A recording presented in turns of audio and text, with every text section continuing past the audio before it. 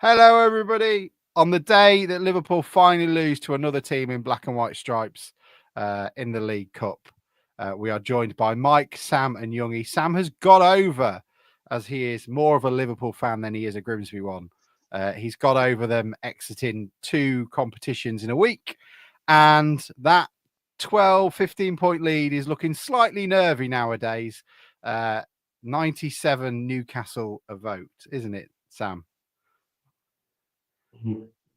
Oh, It's a Grimsby Town podcast. Not going to talk about Liverpool. Oh, when the wheels come falling off. Oh, you sound terrible again, or is that me? No, he does. He does. Sam, you always sound like you're coming on like you're, war reporting from. You literally bought him a microphone. Yemen. I did buy him a microphone. Jack says, "Evening, lads. Let's talk about football today." You're absolutely fine with that, Jack? No, we never will do. But we've got actual podcasty stuff. So Mike roved over to the fans forum. I think Youngie went as well, actually. So we've got multiple reports. Okay. Hang on. We're 60 seconds in. Let's whoa. Go back a bit. No. Yeah, we've got caravan talk. Mike's been at the caravan this weekend, so we've got that. And I've just realised you would ask me about it, and I'm literally just writing down because I've forgotten. So I'm literally just writing it down. Well, I just want to tell people what's coming up. I want to give them a hook because let's be entirely honest, every Town fan doesn't want to hear about Town, and that is reflected in the live viewership already. We were up to about 120 last week, and at the start of the show, we're now at 39. So I think people have given up. I saw Sam was coming on a couple of weeks ago when a listener. Yeah, a couple of weeks ago, a listener / viewer literally said to me, I don't watch it when we lose. But they're the best ones. They're the best ones. Aaron, we can have an F1 podcast today if you'd prefer. We can talk about that stuff. Sam will be absolutely happy to talk I don't want one of those either. But I don't know what I'm doing on this match. It's been a disaster. It's been a disastrous week to be me. Town have been beaten twice. Liverpool have been beaten twice, and Lewis finished 10th. I can't think of how this week could have gone worse. Well, I mean, you could have Kemi Badenoch in charge. Is my sound better? Is my sound better at the very least? Yes. So, what did you change? I plugged the mic into a different USB port. Fine. Yes, Bruce is not listening, but is listening. I can imagine he's actually still in his office. I don't know what to talk about. Mike, so the caravan, you said that someone left the light on. How much was the energy bill for that? Oh, as a Yorkshireman, I'm really trying not to look at that bill. Somebody's left the fucking light on all winter. All winter. Well, it's nice that, you are a beacon to ships out at sea. Actually, we could talk about the ship crashing into the other ship. For legal purposes, I cannot. Oh, okay. Youngie cannot talk about it. It's going to be one of the questions in the pub quiz next week. For legal purposes, I don't want to be a part of the conversation because I don't trust you. Who, me? You. Oh, I don't know about that. I don't think that's right. I don't think there's anything suspicious about a Russian crashing into US jet fighters aviation fuel. I'll get my tinfoil. But at least Phil Norton got on proper BBC. He must have been well proud. I bet he had his dad on the Sky Plus go, can you record it? I'm going to be on proper BBC News, not just Peter Levy talking about potholes. Do you know, I bumped into Phil and I said that to him. And I think he was meant to be there anyway, and it's just a coincidence. What's a coincidence? I think he was meant to be with the BBC, anyway, with the main one, and then it just so happened something kicked off near us. He's like, I'll do it. It's either that or it's John Tonder. I did say that's very suspicious. Yeah, well, maybe he was the one piloting it, just trying to get some news in. But we can talk about that instead. Bruce says, is your caravan cannabis farm? Bruce, just come on. If you're just going to chat to us through the Facebook, just come on and talk to us about your tickets. What I want to know is Bruce actually in the pub right now and still watching us live? How social is he being? And I have witnessed Bruce being unsociable at sociable events whilst watching his phone and while other things are going on. So I'd be interested to know if he's ignoring his mates completely and just got sat watching us. So I would imagine he's at Cleethorpes Cricket Club. Do you think he's asked them to put it on the TV instead of Leicester v Man United? Better choice. We are better. Sam is the Bruce Fernandez of the podcast. Proof that I've used a lot of insulting things to me over that is the worst thing you've ever compared me to Fernandez. Good God. Is it because it sounds a bit like a left-leaning communist leader of South America? No, it's because it sounds like Bruno Fernandez. There's nothing remotely political. Oh, I called him Bruce. I called him Bruce Fernandez as well. Don't talk about Bruno Fernandez' name, because my lad watches these YouTube things where they, they're probably from the continent or America, and they pronounce players' names correctly, and his name is Bruno Fernandes. Fernandes? Yeah, that's how he says his name is. It's not Fernandez. So now my lad calls him Bruno Fernandes, and I'm like, who's this? And now we have a right old man every time he's on the telly. Is it like us correcting people for saying who say Scartho, for example? Is it a similar sort of vibe? No, Bruno Fernandez says this is how you say his name, Bruno Fernandes. And I don't know how you can misinterpret what Scaffer is, because it's spelled SCAFFA. So, it's fine. Absolutely. I can't think, what's the hardest words to pronounce? Brigagate used to be a real struggle for me. Yeah, Sam, if you knew somebody called Kath, would you call her Carth? Carthage. Absolutely no chance. So why are you saying Scarf? Scarf, because that's I don't know. That's how I wouldn't call it Scarf though. I've always called it Scaffer, but that was what I was brought up with. But you see people who are from not near Grimsby who see it and call it Scarf though. Is my only. Who are you talking about? Who are these people? Yeah, I was going to say, who are you talking to? Who's talking about Scaffer? You nearly said Scarfo. Sam, right. What I'm struggling to understand is firstly that anybody that far out of northeast Lincolnshire would have that accent, would also know about Scather, and would have enough interest in it to have a conversation with you about it. Scartho It was during. I can tell you exactly the incident that took place. It was during when I was at university when we'd finished our exams. And what uni did you go to? Talking about Scather. And we went for a day out. I went to Hull, and we went for a day out to the seaside, and we came home the scenic route. And someone said, "Oh, look! Can you see that glow of that aviation fuel in the distance on the horizon?" Anyway, I had a car full of Southern softies, and said, "Go towards what's in Scar." And someone just said to a signpost, "What's Scartho?" or something along those lines. So I bit their head off as you would do. What? So sorry, that was the basis of it. And it prompted a whole debate because I said, no, it's called Scarcely. It prompted a whole debate. I don't know why I've kind of addressed an incident from nearly 3 years ago. We've also got to talk about Sam's trip to the middle class worlds of. I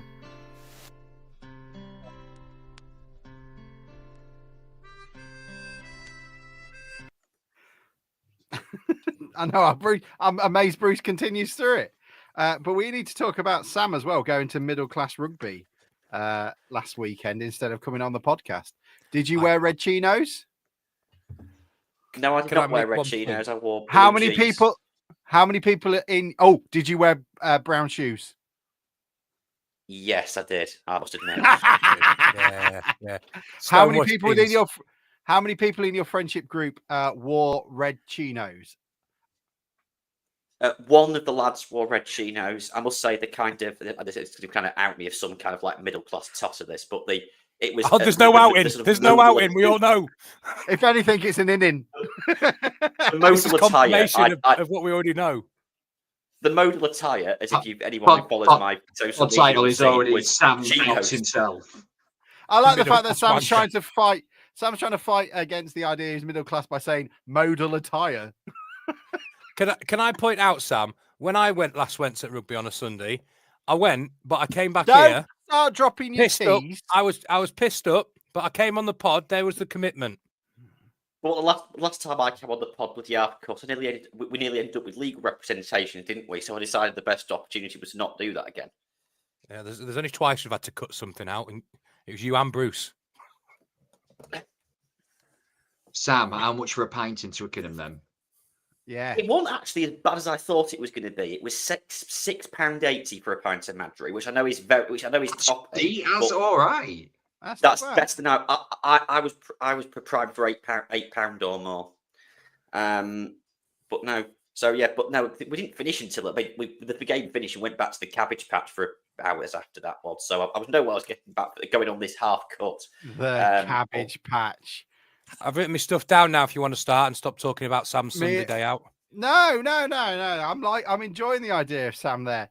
As I would have said, like some undercover northerner in it, but I've never been to Twickenham. I tell a lie. I've been to a defence vehicle show there, and that's it. I hope that helps. Fascinating. Dreaming. Fascinating. Don't know why it was been done at Twickenham. Do you know, it's amazing we didn't get that award, isn't it? Oh, well, it was better than some Canadians talking about soccer. Anyway, it was nice to see you in the fan. It was nice to see you in the fan zone yesterday, Mike. Nice to see you putting an appearance. He did it again. He did it again. He stood there with Hannah and Hugh, having a chat. 10 minutes it must have been. I turned up 30 seconds later. He's disappeared. What 30 seconds? You've not seen me. And then when he goes in, when he goes to go in, he comes back like he always does. Right, nice to see you, chap. See you later, and off he goes. Didn't see him again. When we talk about the Tuesday attendance, can I come over to you so you can have an opinion on it now? No. Okay, fine, fair enough. Speaking of which, I happened to bump into Mike yesterday, which was very nice. We had a nice little catch up for 5-10 minutes. Richard. It was hello, and then within that 5-minute conversation, somebody did come up to us who we will remain nameless, basically saying, you know, when I was saying online about the you lot moaning about the attendance, it wasn't aimed at you. No, it was fine. It was just, I think sometimes we do this on social media, don't we? We don't really understand. It's difficult to judge tone. I think he was just saying, look, we weren't having a go at each other. We're just having a conversation, which was fine. I think you're all pricks. You know, you surprised me. You've never done anything or said anything or acted in any way to make me think that's what you think. No, I love everybody. Can we start now? Apart from pricks. No, not yet. I'm enjoying the random amble. What do you want to do? Talk about 2 defeats in a row? Why are you hurrying on to that? Why are you some sort of sadomasochist? I'm tired. I want to go to bed. I'm tired. Well, that's the review of the Salford game. Sorted. It was. Seriously, it's a good point to make. Actually, what is there actually to talk about? It's one of the worst games of football I've ever seen. That has never stopped. Open wide for some soccer! And now the shipping forecast issued by the Met Office on behalf of the Maritime and Coast Guard Agency at 1130. Go! At 1130. I don't think I've ever wanted to be in a stand more in my life than in there. They're going crazy. Hey, they got a penalty here. There'll be fish flying about there. There's no tomorrow. What a magnificent piece of football! A really, really good goal. You can't make it straight like that.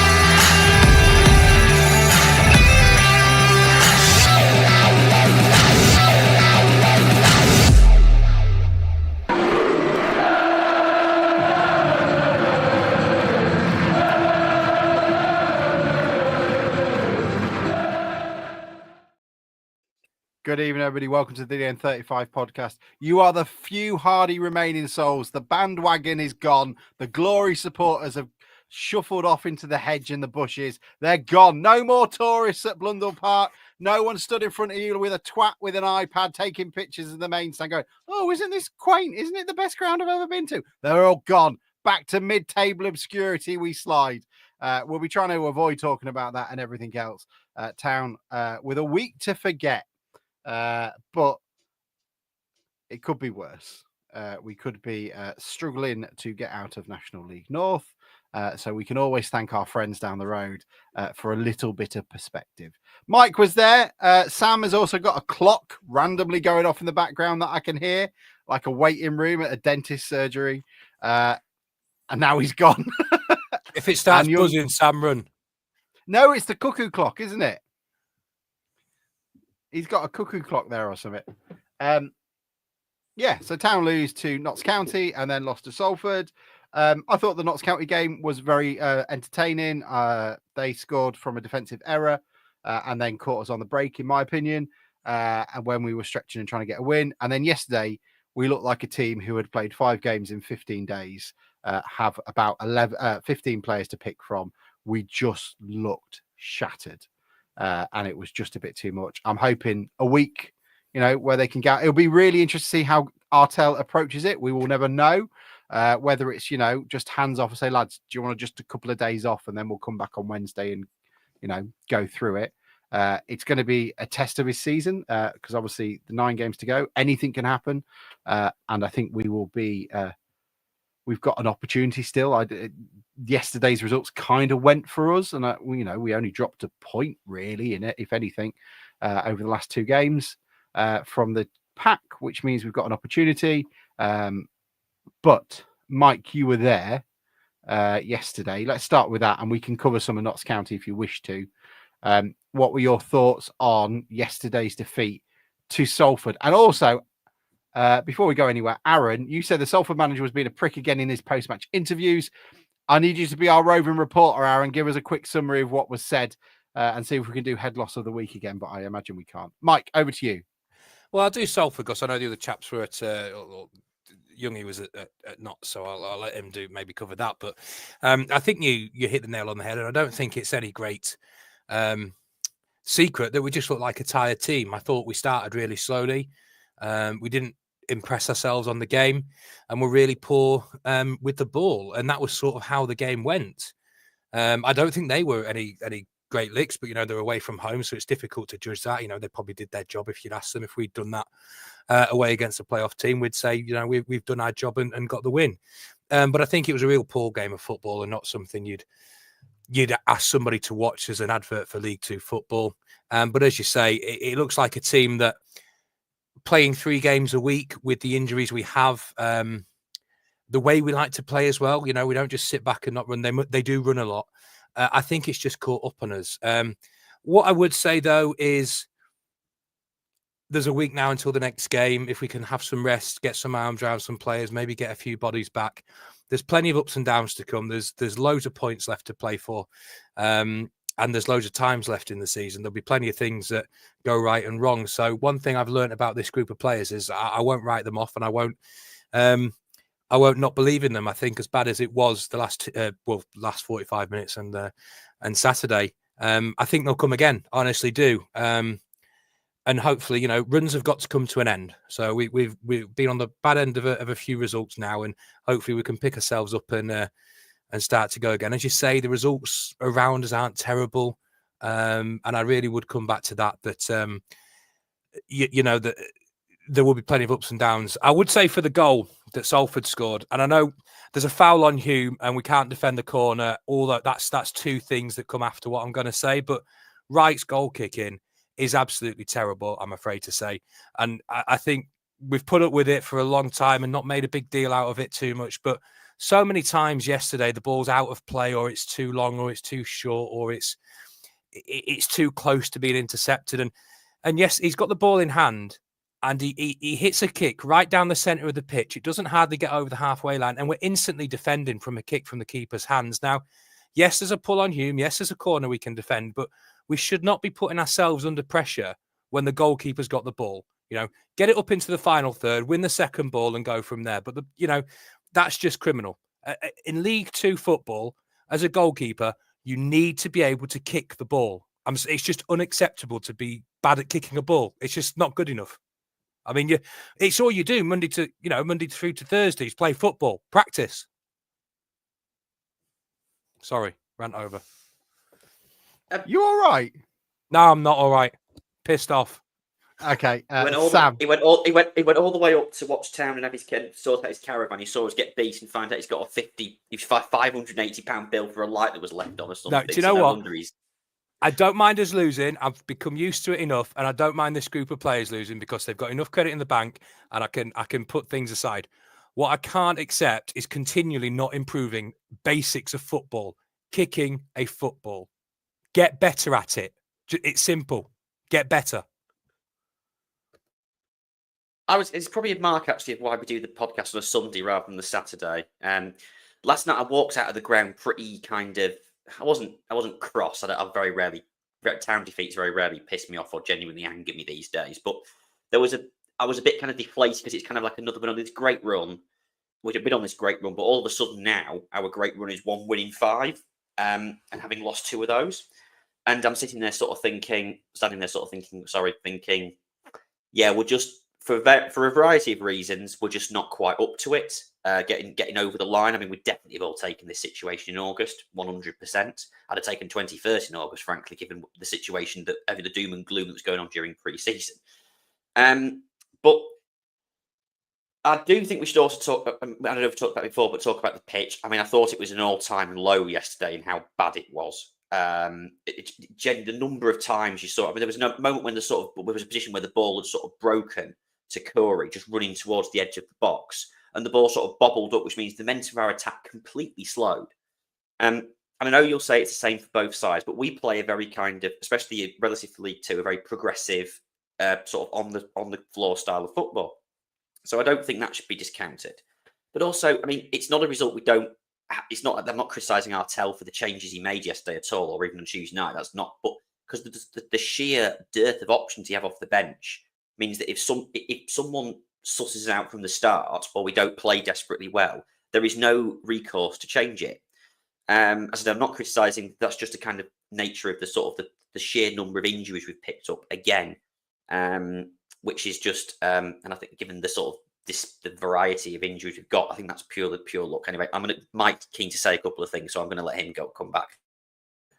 I wasn't really. You just reminded me something from the fans forum when you said that, and I went, not realising people can see me put my hand up when I did it. The only thing I would say on that is we know about the pitch, and you're quite correct, but it is what it is. There's nothing we can do about it in the season, so we've just got to get on with it. And there's, it is a fact. It's probably harder for us playing the way we play, but we've got to get over that and stop using it as a reason why, in my view. Youngie. Yeah, I saw the point about why are we tired and why aren't Colchester tired? And actually, when I was kind of doing some research for the game later, one of the games I was going to play, and I didn't end up kind of putting it forward, was to do with appearances this season. And bearing it now, okay, this is not starts necessarily, but we are 30? Is it 37 games now into the league season, aren't we? And we haven't played that. Bearing in mind, we haven't played that many cup games because we got knocked out the first round of the FA Cup, didn't we? Got knocked around in the second round of the League Cup, I believe. Was it second round or was it first round? I can't remember. Anyway, and a few Football League Trophy games. We have got quite a few players in the squad that have played 40 games or more, or had 40 appearances or more this season, which at this point of the season is pretty damning, really, for the size of the squad and the problem we've had with injuries. So Evan Corey has featured 42 times.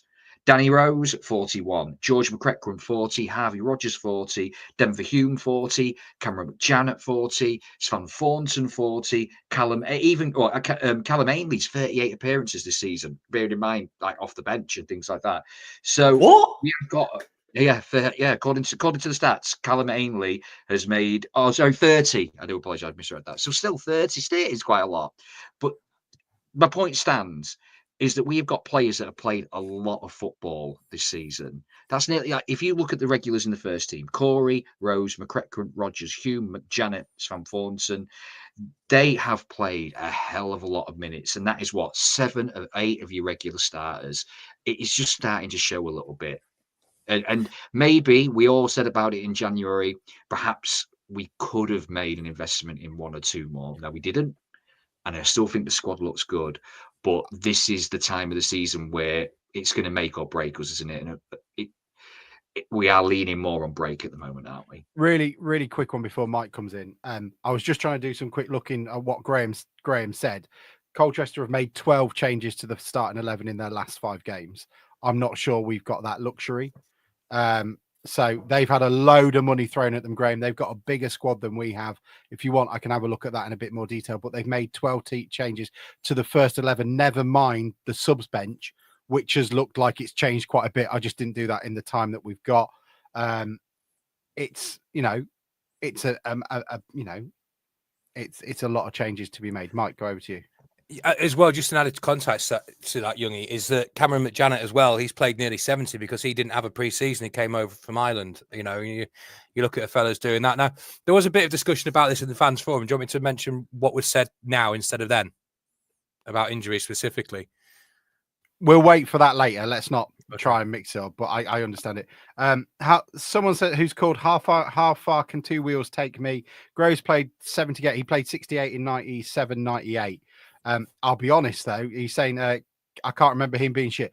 I remember the players getting a shitload of abuse before in the lead up to Wembley when we weren't winning and we went on a run of quite a few draws. I'll have a look at it. But Youngie, I'm not misremembering that. I do remember a lot of crap being thrown their way at the time. They're just concentrating on that instead of the playoffs. I think it's a different. The game, the style of the game, and the pace of the game is different. Firstly, to what it is now. Secondly, we had a much better pitch then as well, which is probably adds miles onto the legs, doesn't it? Not making excuses. What Groves did was a superhuman effort.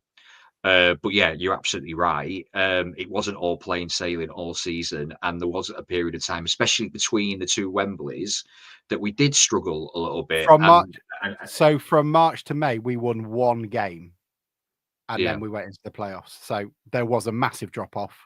I don't regard that. It was an incredible achievement. Yeah, we could have gone automatic that season. We were good. We were better than the teams that went up automatically, but we did it through the playoffs, which made it great because we went to Wembley. But yeah, I think a little bit of rose-coloured tinted glasses there. Yeah, one correction on that is because it was marked as a draw. One of those we did win 2 games because it was the Bournemouth game as well in the Auto Windscreen Shield final. But 2 games from March the 24th to May the 13th. Which was the Fulham game. We won 2 games out of quite a few. We lost 4 and drew 1, 2, 3, 4, 5 games. I think the season, there's plenty of games to go. I've seen enough in these lads to suggest that whatever's going to happen, they're not going to give up. They give 110% every game. They've been absolutely wonderful. Only last week we were all talking about going for automatic promotion. So Town fans being, strong and stable as always. Sorry, Sam, I didn't mean to bring that election rhetoric in. But nothing has changed. Nothing has changed. But that old Artel montage has not been too high, too low, makes a very boring podcast. But I think we're doing fine. I think we are just, we're missing Jordan Davis, who would have played a big part in this season. We're missing Charles Vernon, who would have played a big part in this season. Wilson, Pike. I don't know what the point of those guys is. Yeah, there's just so many. McJanet obviously finally had an injury yesterday. McEachran obviously coming back from some form of illness. I don't know about him, but I'd feel pretty rough if, on the Tuesday I was throwing my guts up or whatever it may have been. But I think we're getting there. I mean, other than, I don't think there's any great criticism. It was just a fact we were poor yesterday, and it's understandable with the context of it. And I don't think many people are too pissed off about it. It's just annoying that it happens, but it's happened. And I think you list some of those players. If we start like that and we've got a pretty fit squad, at half time, Davis is coming on, Vernon's coming on, Abiku's coming on, and you're starting to think, oh, well, there you go. That's going to change the emphasis of the game. But you've got, a first or second year scholar. You've got Ainley, who's been a bit part player, Thompson, who's fallen away. You've not got any striking options really. Burns, who's just got here and trying to find his way, and you've got nothing to really change it. So you're rolling the dice and hoping you come up first time. Otherwise, you're not. And that's just a fact of where we are. It's nobody's fault. It happens. But as you say, and as I've said, I don't doubt this team will bounce back, will come again, because it's got a big set of bollocks, this team, is what I've learned this year, and they'll come again. And I just think the season's going to end exactly the way we predicted it. Halfway through the season, we're doing really well. We've made leaps and bounds forward. We might just fall slightly short, and that's not the worst case scenario.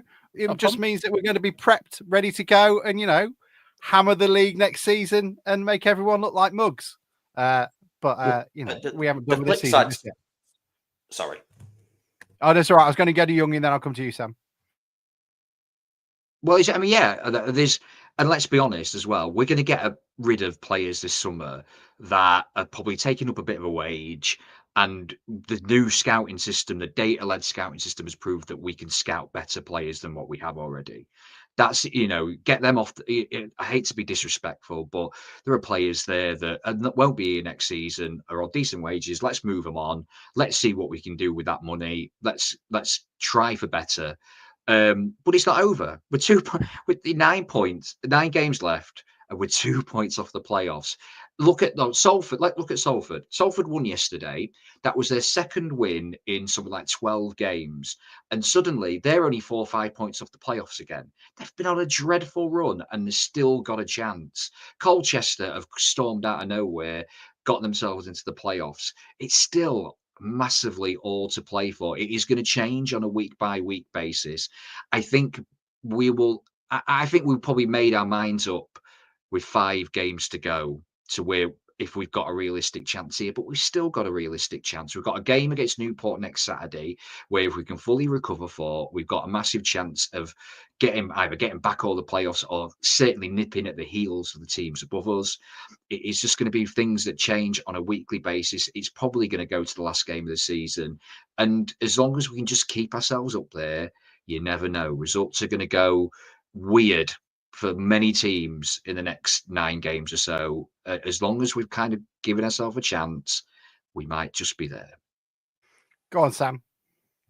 And it's not just next Tuesday. It's not next Saturday. There's also after that you play Colchester and Crewe, who are our direct rivals for the playoffs. I look at it from this perspective. Colchester on a great run. That's bound to end at some point. We're due to beat Danny Cowley at some stage, I think. So I'd go. Sam, are you forgetting that we beat them in the playoff semi-final? And we've been paying for it ever since, haven't we? That's fair to say. No, I'm not. Would you one? No, I agree. Would you one? No, the biggest game we ever played against them, and they absolutely shat their pants. But I agree with you completely there. If there's one game of the sort of 9 or 10 or 11 or whatever we've played against the Cowley brothers in history, that's the one that you wanted to win, and we did win it, didn't we? So I get what you're saying there. But the flip, I'm going to play devil's advocate a little bit here regarding this season. I know you say we're a lot better, blah, blah, blah. We made massive progress. We're all taking this in August, etc. The flip side of that is next season, we're going to lose Hugh. He's going to go somewhere better. We might struggle to resist offers from McJanet and Corey or McEachran even. And there's no, basically what I'm saying, there's no guarantee we're going to be any better next season. So there's a real kind of opportunity of in this very, I'm not saying a poor league, but certainly more even league than it was certainly last season, really sort of go for it. I'm sorry, I'm just playing devil advocate there, to be clear. What a fun life you lead. But they're all, wow. Other than Hume, right? They're all on deals, which means if you want them, get your checkbook out. Now, some of these players may be looking at possibly League One clubs. I don't think any of them are above that at the minute. I think McEachran, McJanet could be. Van Sourson could be. I think if you would say now, maybe McJanet's the only one that I think, because he's a left-footed centre-back that's pretty calm and decent on the ball and doesn't let much past him. I think he could do more. So you're going to have to get your checkbook out. I think there's an element, and sort of what Artel said as well, is like people enjoy being at this club and in this culture now. And I think a few may realise that going to a bottom-end League One club as opposed to a top-end League Two club isn't much difference. So whilst you're right, Sam, we may lose a few players in the summer. I think if we did, we're going to get some money for them, and that's the model. We've got to get used to it. It'll be on our terms, won't it? And Jamestown Analytics, a company that seem to know what they're talking about, what they're doing. They found us a few gems. We're going to find some more. That's just football. It's just what it is. When's the last time we actually thought and worried about losing players? I don't even think I did it much other than Disley and Pearson. They're the only players in the National League I actually worried about too much. If last 20 years, have we had this worry? No. So just enjoy having the problem. There's been the odd one every few years, hasn't there? Like if you go, but back, now we're looking at 4. We're looking at 4 or 5 there. We're looking at pretty much half a squad that we're worried about losing. It's a sign that we're doing things right. And if we've done them right and we've progressed, there's nothing to say we won't do it again. The evidence is we do it. I'm not the best midfielder I've ever seen. Sorry, Alex. No, it's fine. It's the right. I'm not worried. Anyone that goes will be going on our terms, and I think the players appreciate the improvements Arteta has made to everyone. And it seems that they're quite galvanized and they're here. And I think that means more. And we're now maybe seeing the fruits of the labours done by the players to begin with, where they were, talking about programs for players after they retire and, having a stronger squad together. I just think we'll be this summer could be quite an interesting summer, whichever league we end up in. Either we go up and have a very fun season or two in League One, which is going to be renamed the the Look North League by the looks of it, or we just keep our powder dry and win League Two next season. Yes, Mike. I'm not having this from how far can two wheels take it, laughing at me mentioning Pearson.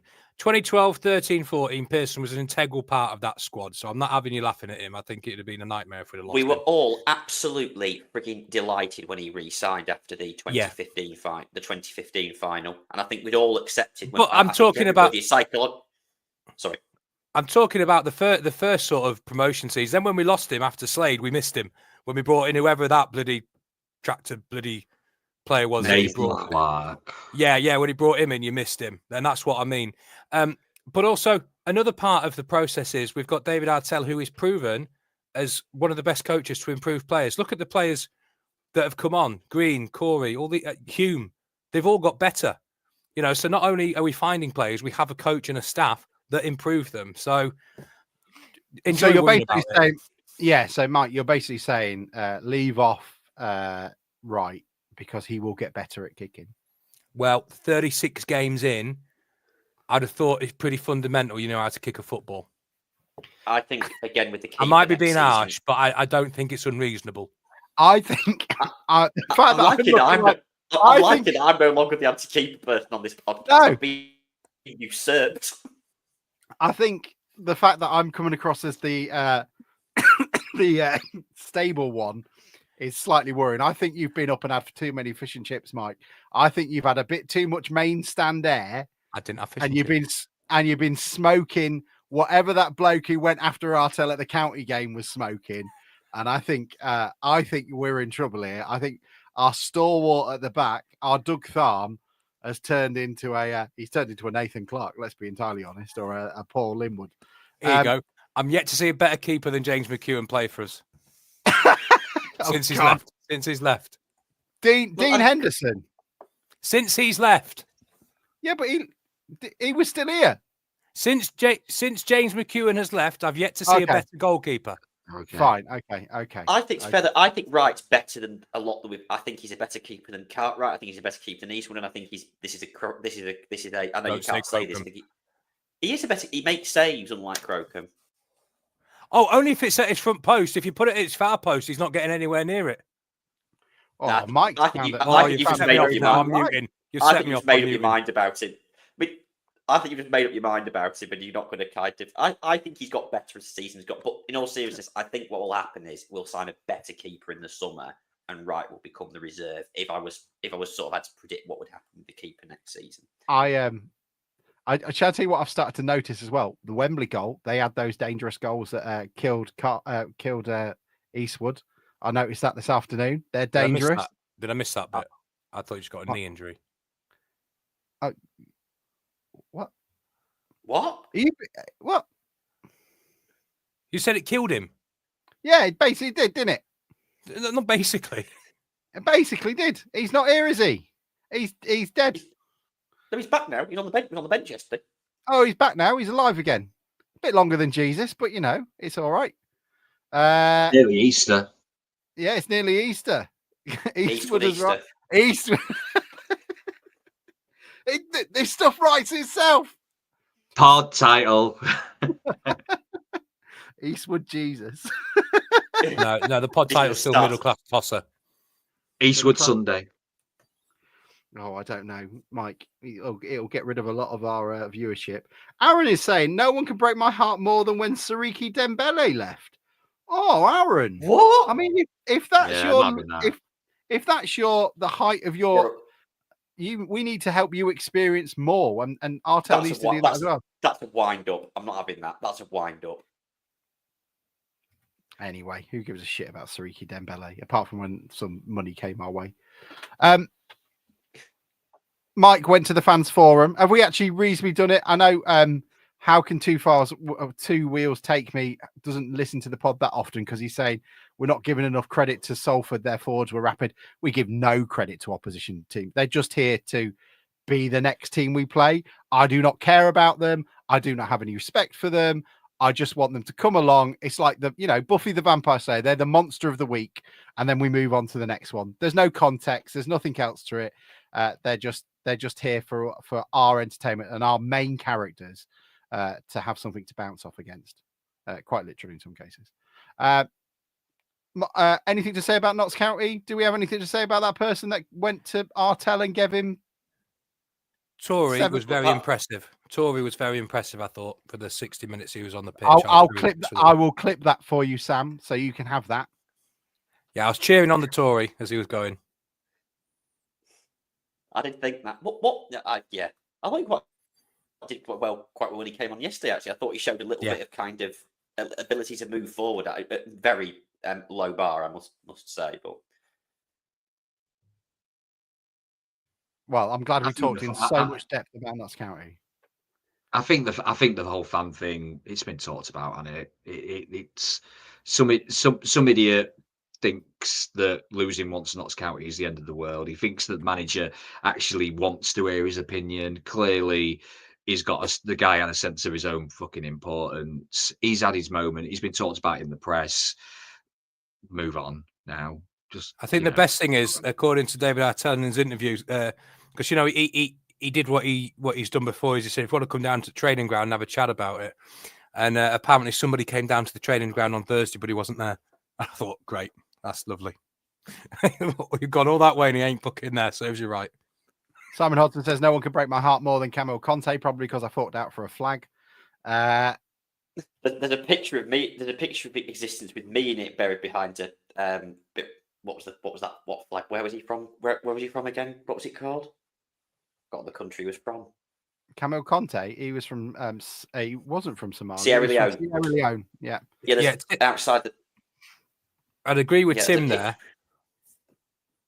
So Tim. So for the context, Tim is having a go at Mike, saying as much as right was his fault. I don't like the same way some fans like Mike in the pontoon got on his back and sarcastically cheered when he passed out to a teammate rolling iron. What do you have to respond to that, Mike? Right, Alex, firstly, you're an arsehole. Secondly, I wasn't in the pontoon. And thirdly, I do agree. When somebody's in game, like I'm chatting shit on a Sunday night somewhere where, he can't hear it and giving my opinion. But when you are in the ground, I really don't like it. When something goes wrong and he kicks the ball, Alex, go fuck yourself. When he kicks the ball, Youngie, can you take a picture of this big fish I've caught? Thank you. No, I don't like it. I mean, the guy, it's in game. What do you think it's going to do for his confidence and stuff in the match doing it? I think that is a bit out of order. Not to mention he's been instructed to do it as well. He might have gone. Yeah, but he might have gone, look, I've had a rough week, but I've made some decent saves in the last couple of weeks. That's helped, keep the team in the playoff charge. I've made some pretty decent saves. I've got a week off. The boss has given me a couple of days off because I didn't have a great game. I'm going to put my feet up on a Saturday. I'm just going to listen to the DN35 podcast because they're always relatively fair and balanced for the keepers, apart from Sam. But then Mike is always there to help support and, give a sensible approach to it when Sam's going off on one. All right, then, clever dick. Nice ass over there. What do you think of his picture? You giving me lectures about? I'm not doing. Mister, I'll tweet before I think and call everybody an arsehole. You're giving me lectures. What do you think about his kicking? I couldn't be bothered. Bloody hell, Mike, you've been. But bloody hell, Mike, it's normally me what's wound up. But you've fallen for that. That was so clearly just. And you didn't have a nibble. You had a great big bite off the end of it, didn't you? I'm sleep deprived. All I've got is this image. I'm the tanker moored out at anchorage, and in comes You're Mike. Definitely a tanker. Like a tanker. I'm getting personal now. And then he comes barreling like a Russian captain on TikTok, minding bang straight through. Oh, Anyway, what is this? What is this? Oh, it's got a German Russian, apparently. Didn't know he's from Wales. Tim says that wasn't aimed at Mike. Stir at Alex. Tim, if you don't need me to support you and back you up, that's absolutely fine. Don't worry about it. Jack says professional footballers should be able to kick the ball and keep it in play. Jack, have you watched Town for the last 15 years? Because all evidence is to the contrary. He does make it up for when his penalty saves, in fairness. Lack of sleep can change character, says David Riley. I would say that, Dave. I've always been an arsehole, mate. I've just covered it well.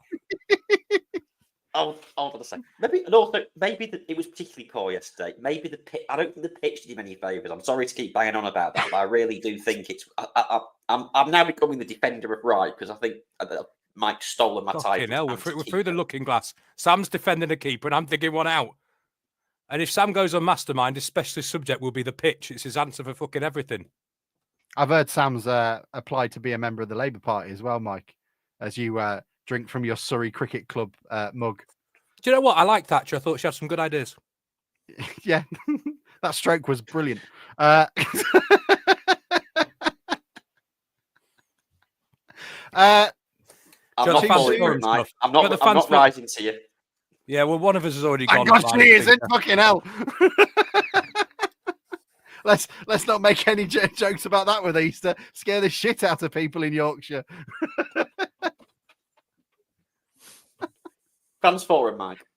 Yeah, so Mike went to the Fans Forum on Friday because he's an intrepid reporter. And unfortunately, Jordan Wright knocked over his pint while he was there. I don't know if that had any consequences to what he thinks. No, he was training on the pitch and kicked a ball. It went out of play.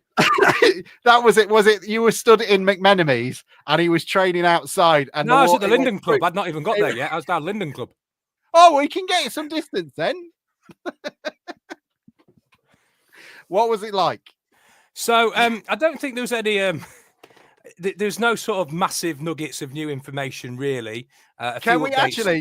Can we play a game of bingo to see? Because I wasn't there. Obviously, you gave me a quick rundown. Can we all think of a question we think might have been asked by the fans that we've heard 30 times already?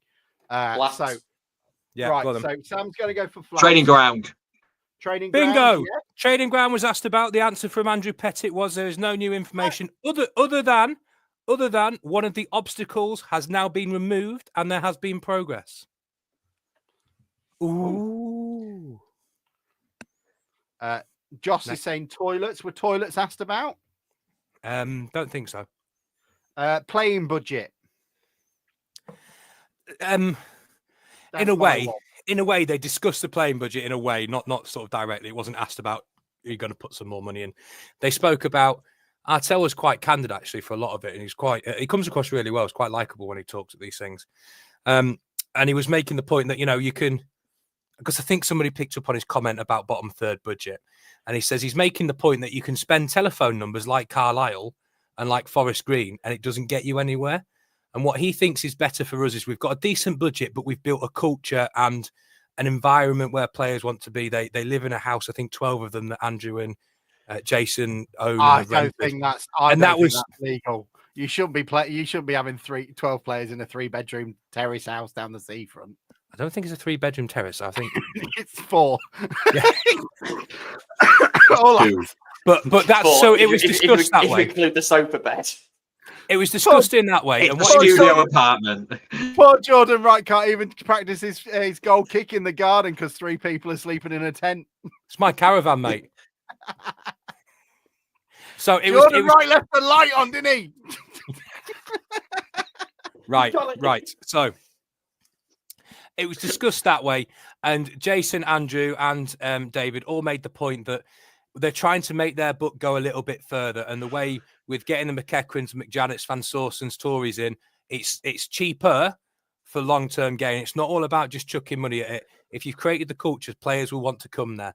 And David Artell repeated the thing he'd said before about playing in Grimsby isn't unattractive to people anymore. He doesn't buy that argument. And again, as a fan, that's nice to hear because we've heard it for a decade or two. Nobody wants to come to Grimsby, and he just doesn't seem to have it. He's like, if you don't want to come, off you go. We'll find somebody that does, like McEachran, McJanets, Van Sawston. I think it's a really easy excuse, to throw around because, yes, Youngie. And I'm hearing on the grapevine, it's finally happening. We might just get the Nando's soon. Oh, have you franchised it? I'll tell the wife we can move back to Grimsby. League One, here we come. Here we come. On the rumor mill is that part of the Freshney Place development, one of the restaurants might well be Nando's. Right. Look, I've got a shitload here. What's your next guess? Okay, if Aldershot can support a Nando's, so can Grimsby and Cleethorpes. So I've got training ground, toilets, budget, pitch. Graham Dixon also asked that. Pitch was discussed. We know before, and Jason reiterated that there is an option for nearly £1 million to replace it all. They've had an independent report done into the pitch. Jason and Andrew's opinion, or their it was just a farmer going, I think you can put some potatoes in here. But actually, he did say that. He said if it goes to shit, they got cheerful. They got Charlie, what's his face from Clarkson's Farm to come and give an analysis, did they, on the? He did say if it goes to shit, we'll just put some potatoes in the corner and we'll be fine. But yeah, they've had an independent report done on the pitch. Their public opinions or public sort of standpoint seems to be they think we've just had a bad year and there's no reason for it. The options are a new pitch or some maintenance of the pitch, which I think they said is £50,000 to £60,000 a year. And at the moment, they're opting to go with the ongoing maintenance at £50,000 and £60,000. Okay. That's, BP expansion. No, although, yes, there is. Andrew said quite deadpan, yes, we are moving to a new stadium, had we not told you? And we're going to Bradley Pictures next year. Because I think he's got fed up of being asked the question. So he said, yes, we're moving, had we not told you? No, absolutely not on the cards, nothing like that. In terms of stadium, that famous group, the SAG, have now advised us we may need to spend another £300,000 next year. What have they possibly fucking found? Well, there's no roofs left. Well, something to do with steel work. The club are going to try. You're not saving Scunthorpe's club and their jobs as well. They've had 80 quid. That's it. They're not having any more. Yeah, exactly. Fuck your steel works. The club are going to try and delay it, whether it's something that needs to be done this summer. But there definitely is. I think they said £300,000 cost coming in the next year or two with work in the main stand. Now we can all work out, or we can all speculate why for 2 decades nothing has been done to Blundell Park, and all of a sudden now everything needs to be done. Was a question asked? Is the reason why Jason Stockwood is running for Mayor of Lincolnshire so that we can offset these costs and we can have the backhander trading that the council had when the deputy leader of the council used to be a member of the owner of our football club and benign loan holder? I was thinking about asking something similar, but I thought it was a bit sarcastic and would have put him in a bit of a situation. So I thought I won't say sarcastic. That. He said Andrew's putting bloody potatoes in the corner. I should have gone with you, mate. To balance it out. Hey, look at the Manchester National Stadium situation. Look, they're getting a national stadium with the Northwest thanks to Andy Burnham. Let's go Northeast. National Stadium on the Northeast. We'll get it done. 100,000 on the docks. In fact, 101,000. We'll beat the record. National Stadium, all funded by the taxpayer. Thank you very much. 100,000 and one person. I'm sure Andrea Jenkins, who will likely win the Lincolnshire mayoralty, will be right behind that policy. Oh, here's Sam with his trying to throw his support behind somebody. Next. Next. I've got. So, had they drawn a conclusion around all the injuries? Joss asked. Yes. So, interestingly, in terms of number of injuries, Grimsby Town are really, really, really far down the list. They've got less than most teams in the Football League. And the reason we know this is because they all have to collate their data and send it off. The problem we have is whilst we have less injuries, we have more severe ones. So we have less players injured, but they're injured for a longer time. So that's the problem we have. It's not the amount of injuries, it's the severity. So Jordan Davis can't pull a hamstring every couple of weeks because he's actually out for the entire season. Charles Vernon can't get a bruise on his toe because he's out for the entire season. So we got our 5 of them. He's just got 1. Yeah. So on the Bradford scale, which is the way you you track like absences, is the Bradford scale. It's because it's one serious one. It's not actually that bad. It's not that Charles Vernon's calling in every Monday after, moshing in sugar cubes in Lincoln and saying, "Oh, look, I'm not coming in." Any others, Mike? What have we missed? If we get have you got any more guesses before I go through the list of what I've got? Nope, it's 55 minutes. We all want to go home. Free agents have had a look. David Artell's words, they're all fat. Football regulator. I think he might have been saying what Joe Hutchison's words were, though. I think Joe Hutchison said they've all not played. Do you know what? I like that. I want Joe on this to have a chat with him, because if he's just going, they're too fat. Football regulator came up in Andrew's words. We believe it will be happening soon if that's where their money was. They did say that, and this is his words, naughty Tories that own West Ham that have been trying to scupper it. But they think Sam, what do you have to say on that you are trying to destroy football single-handedly? I'm not going to. I'm politically neutral these days. As if my employer's listening, I want to make it clear that I no longer have any apart from membership. I am no longer actively involved in the Conservative Party. Apart from being part of them, be a member of them. I'm no longer an active member of the Conservative Party, and therefore I will be with declining to make any comments on this matter at this time. Thank you for listening. Go on, Youngie. Sam, is that like a gym membership where you get locked in a 12-month contract and you can't get out of it, even though you've only been for like half a year or something like that? Absolutely, correct. My membership's up in November, so you can leave the Conservative Party at any given time, but I don't want to. So Sam basically doesn't use the weights, is what we're saying. Football regulator. It's going to be really integral to what we do. Most lower league clubs and Grimsby Town are no different. Want to try and make sure that any funding that comes from the Premier League is ring fenced for infrastructure, and that was linked into a couple of the answers about training ground and improvements to the ground and things.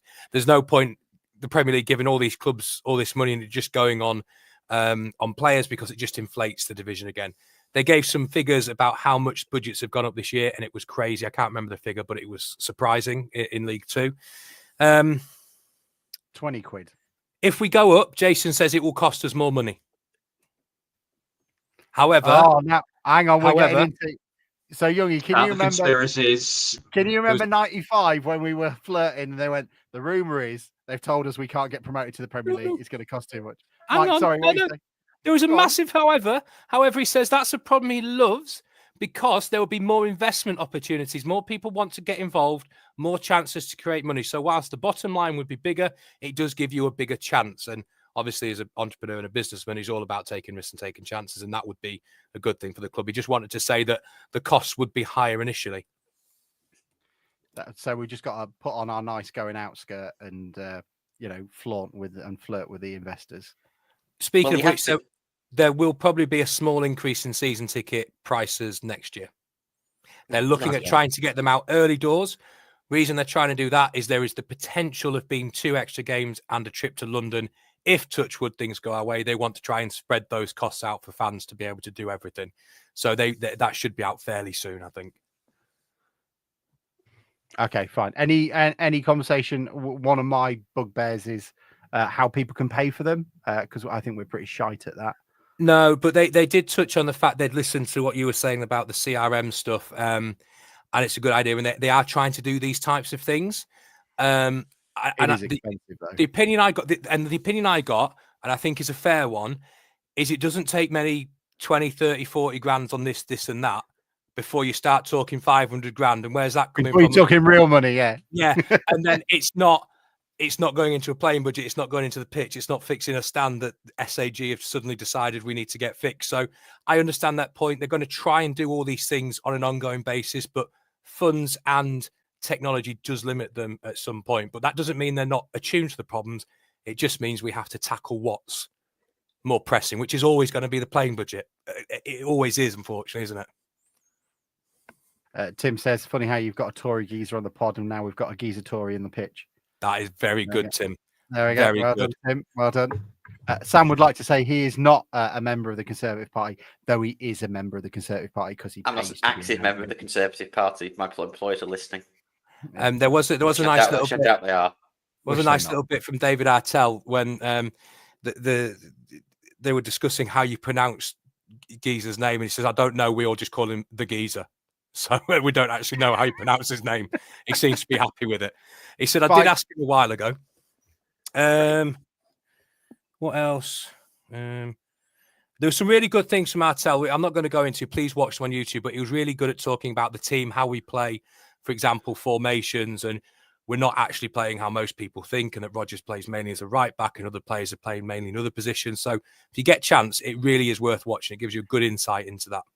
This is a leading question, Mike. Did anyone that is famous on social media ask any particular questions about the formations No, that Town were playing? None at all. And did he then question Artell on when he said that's not how you actually play? No, that didn't happen, did it? No, it didn't happen. No. Don't worry, Dan. Don't worry, Danny Branthwaite. We're fine. It didn't happen.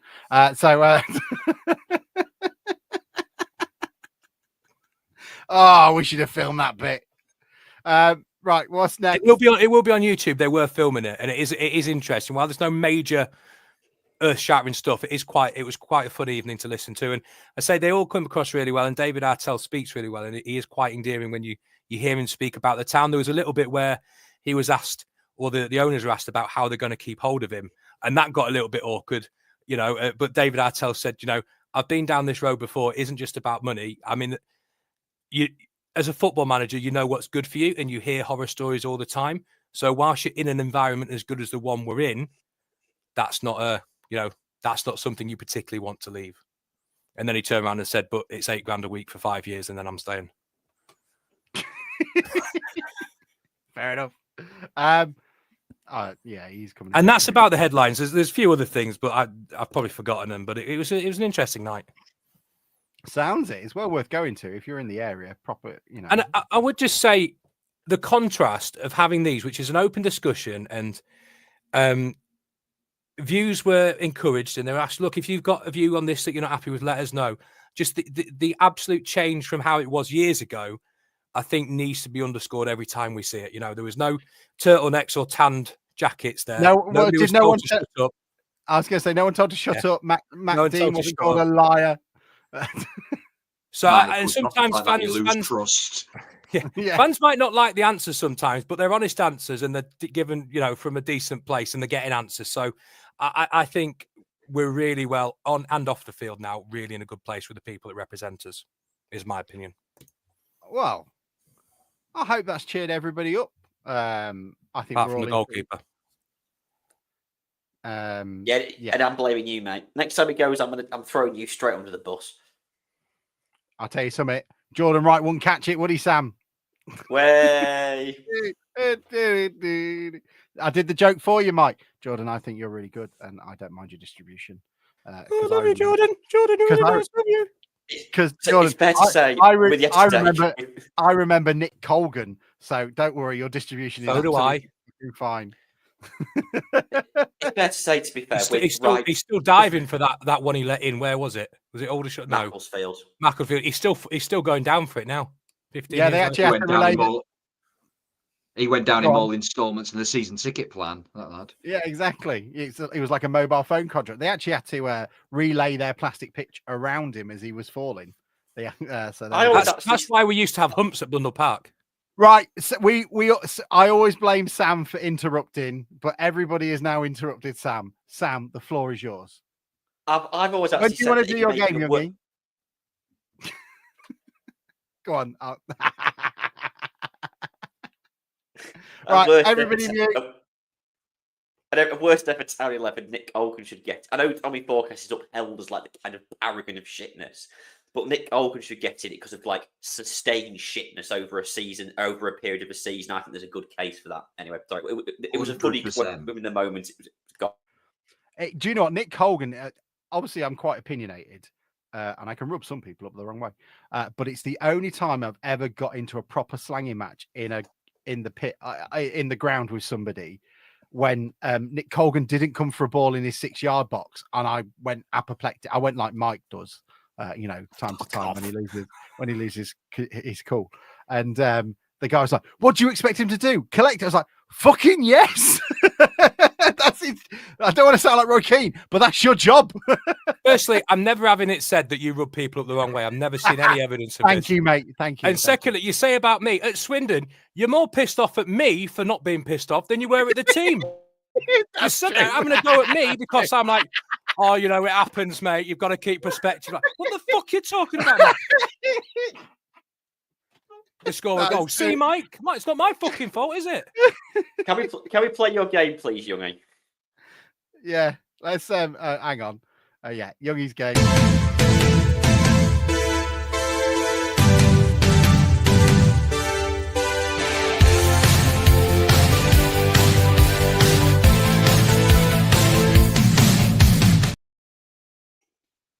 I didn't have the thingy. Kick-ass montage music. There you go.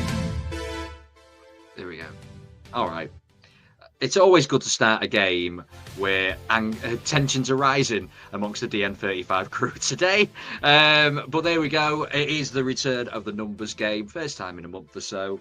And the number for this week is the number 4. Could be a defender, could be a midfielder. Number 4 is one of them numbers. So starting from the 0001 season, all the squad numbers, beginning with number 4, or the people in the squad named number 4, we've got 21 between now and then. So give me as many as you can. I wasn't listening. What number? Number 4. And from when? 0001. How many lives we got? Brilliant. So that when squad numbers began in the Football League. So I'm going to go with Sam to start off with today. So Sam, first person, number 4. Kieran Green. Correct. He has had a nice low hanging fruit there. How many lives have you got, by the way, mate?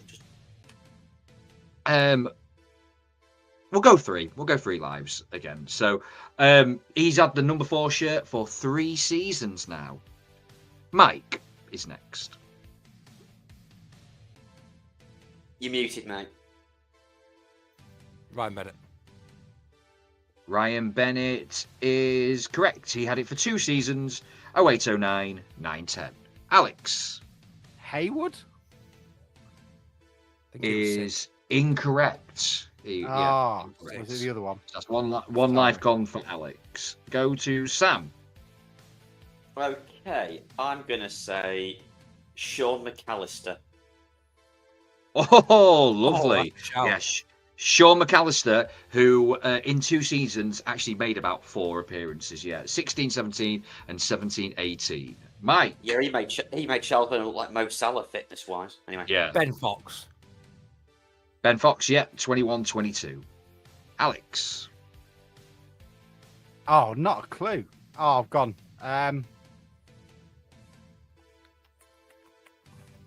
It was the other bloke that played with Haywood. Hope. Richard Hope is incorrect. That is another I'm life out. down See you for later. Alex. How many lives do I get?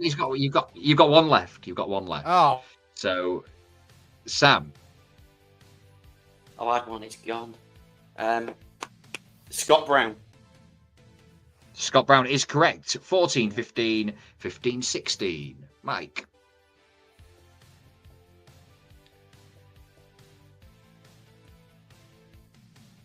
Harry Davis. Harry Davis is correct. 19-20. Alex, 1 life left.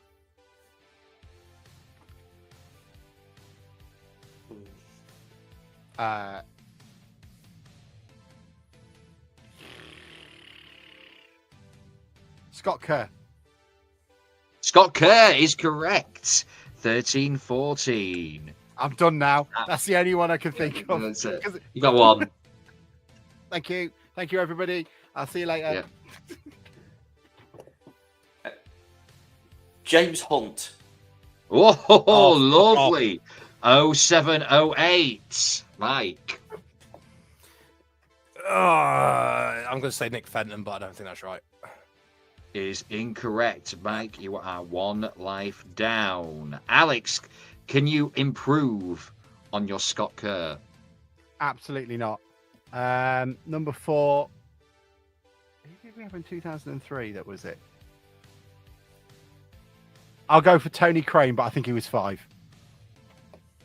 No, Tony Crane is incorrect. Alex, you are out of the game. Sam. Oh, good God, I'm running out of ideas here. Number 4.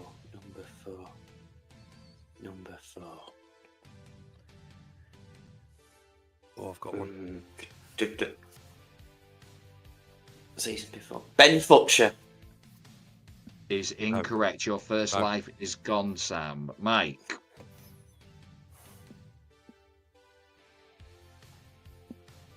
Fuck it. Derek Niven. Derek Niven, you say, is correct. 12-13.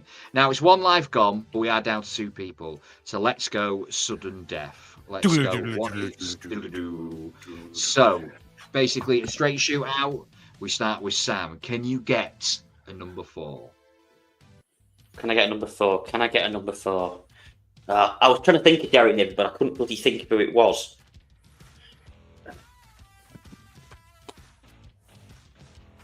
What was he called? The lad who scored at Accrington that afternoon. Mark Hudson.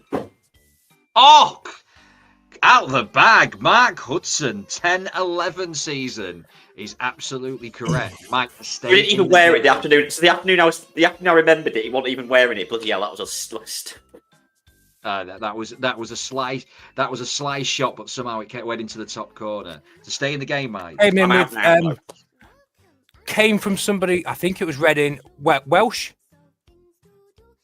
Oh, John Welsh under Michael Jolly. Oh, and then he had that court case, didn't he? Season. Yeah, he did. Oh, that is. I tell you what, there's some brilliant answers here. I've got one. I've got a great one. Well, Douglas, I've only got one maybe left. That's all I've got. You won't have this one. If you do, I want to see your screen. Okay. Sam, you are next. Who was the midfielder in the 05? Who was number 4 in 05-06? It wasn't Justin Whittle, he was 15. It wasn't Rob Jones because he was number 6. Oh. Who was the midfielder the following season after that? Who was the midfielder in 11-12? Oh, get on with it, Sam. I'm gonna play the thing in a second. Oh, Justin Whittle. I think it's wrong, but it's as good as a... Is incorrect. So, Mike, to win the game. Scottish boy kicked off on social media. I think he was number 8, but the only one I've got is Gary Harkins. 06, 07. You remember when he kicked off on Twitter? Correct. Remember when he kicked off on Twitter, everybody? Oh, well done. Calling Alan Buckley shit, wasn't he? And that is absolutely right. That's Did anyone get? Has Mike won now? Then. Yeah, Mike's won. Simon Ramsden. Sam Ramsden. Absolutely. And I've thought of another. I've thought of another one as well. Anthony Church's one, isn't he? Oh, he is Anthony Church. Yeah, so I'll go through them. Anthony Church. Can I have a guess? I've not written it. I've not got his name down. I think I know who Sam's on about. I think it was Sinclair. Dean Sinclair. Yeah, absolutely correct. That's who you're on about, Sam. Also, yeah. So So the list I've got is Peter Andyside, Marlon Brooms, Andy Todd, Paul Groves had it for a season in 02-03. Sorry, so we've not got Handyside, Todd or Groves, but we did manage to get Mark Hudson and You can tell what we grew up watching town, can't you, Sam? Yeah.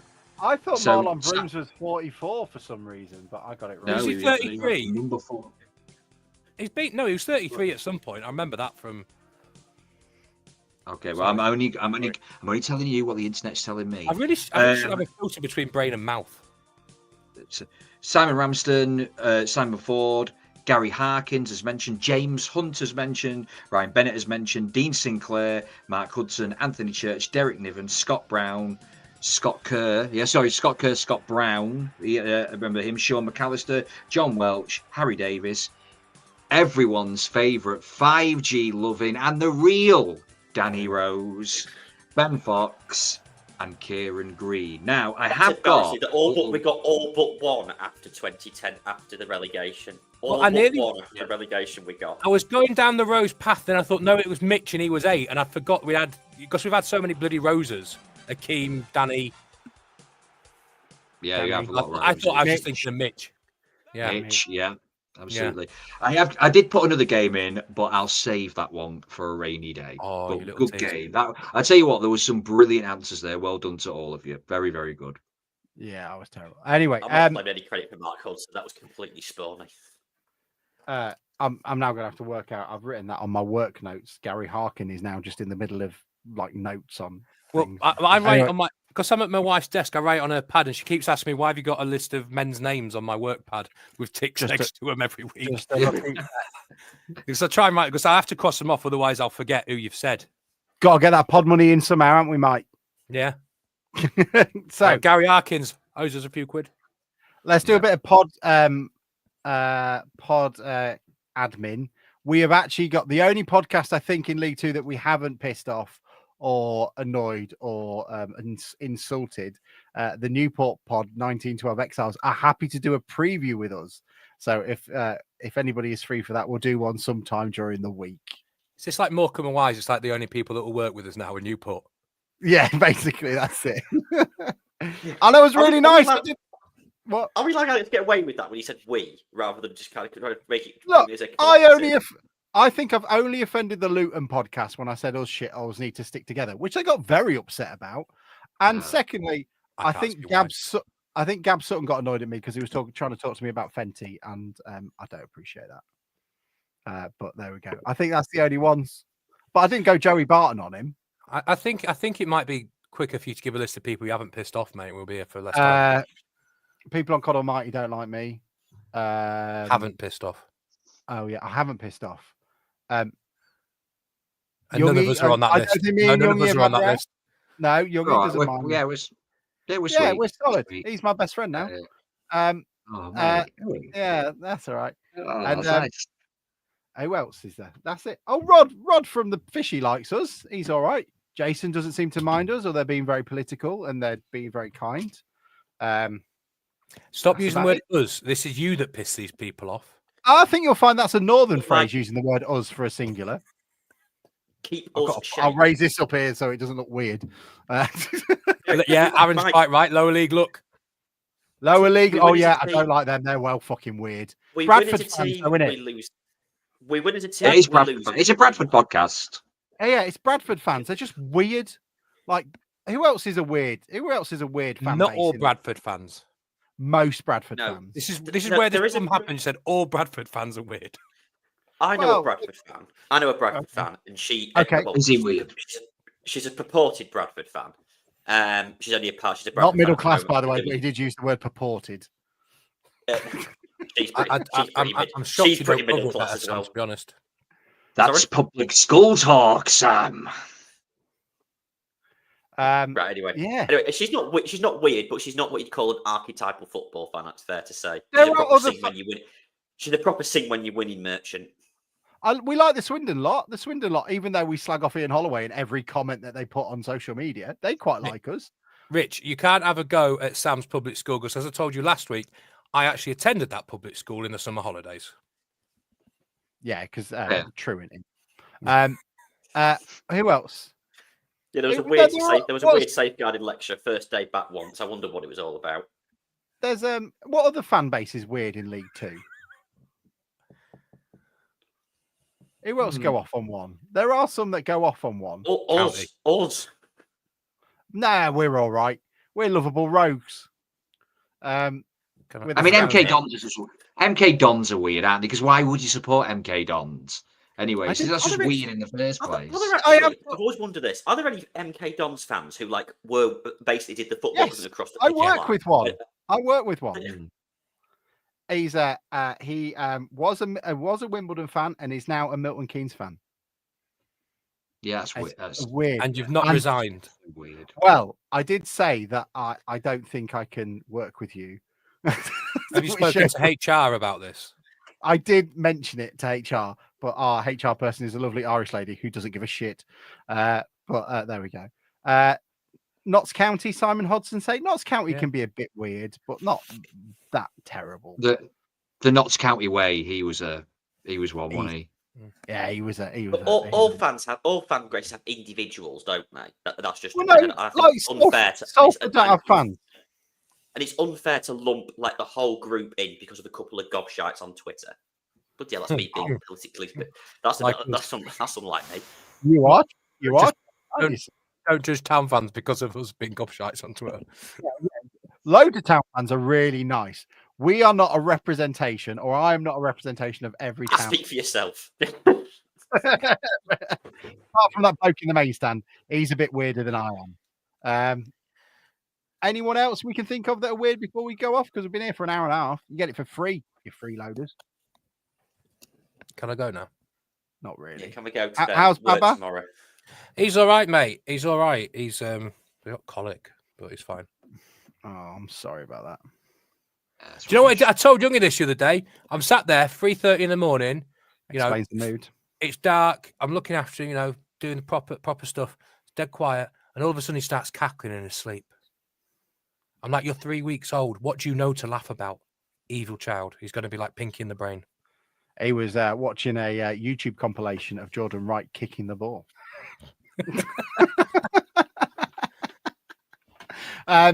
There we go. Thank you so very much for joining us. Yeah. We hope. Don't worry about it. It'll be fine. We've got a good group together. Everybody's happy to a point, apart from that bloke in the main stand and Mike. But sit down and have a pint. Yeah, sit down and have a pint. Or just the 1 pint, not too many pints. Let's not ruin the weekend. But I think we'll be all right. I don't understand why everybody is worrying too much. Enjoy the ride. Thank you, Youngie. Thank you, Sam. Thank you, Mike. Thank you, everybody. See you later. Have I got the video in at the end? Let's find out. No. Oh, I haven't. There we go. Now I do. See you later, everybody. Amateur. Bye. Open wide for some soccer! And now the shipping forecast issued by the Met Office on behalf of the Maritime and Coast Guard Agency at 1130. Go! At 1130. I don't think I've ever wanted to be in a stand more than my life around there. They're going crazy. They got a penalty here. There'll be fish flying about there. There's no tomorrow. What a magnificent piece of football! A really, really good goal. You can't